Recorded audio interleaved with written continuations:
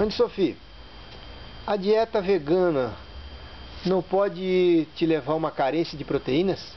Então, na verdade, isso é um grande mito do agronegócio para manter você na linha do alimento de origem animal, dizendo que é fonte de proteína, ovo de galinha e leite de vaca, mas na verdade essas proteínas elas são muito parecidas com as nossas e para o nosso organismo ele vai ter que desfazer essas proteínas para a gente poder construir as nossas, e isso é um custo energético muito grande.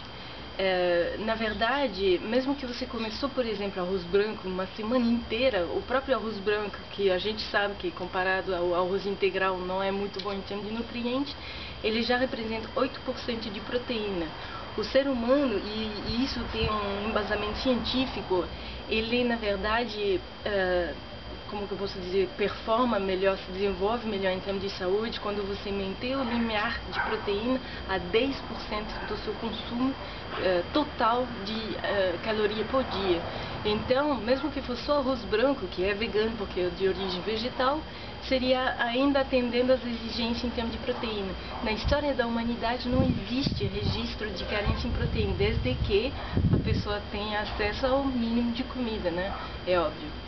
Então, todas as frutas, todos os vegetais que a gente consome, que a grande parte da alimentação, na verdade é a principal parte, eles têm o teor de proteína sempre entre 6 e 10%, exatamente o que o nosso corpo precisa. Então, você não vai ficar carente de proteína, porque isso daqui, mesmo só comendo uma coisa que é já pobre em si, como o arroz branco, já daria o suficiente para você. Então isso é um grande mito, pode ficar bem tranquilo que isso não vai acontecer. E a questão da higiene, você não tem o risco de contaminação não cozinhando os alimentos? Na verdade, o problema talvez seria se você quisesse comer alimentos de origem animal cru, por exemplo, carne crua, porque a gente sabe muito bem que bactérias, micróbios adoram esse tipo de substrato, né, de meio de cultivo. Agora, os alimentos de origem vegetais, eles têm seus próprios sistemas de defesa bacteriana. Então, a probabilidade de você ter um problema, por exemplo, como ocorreu lá na Europa, comendo vegetais,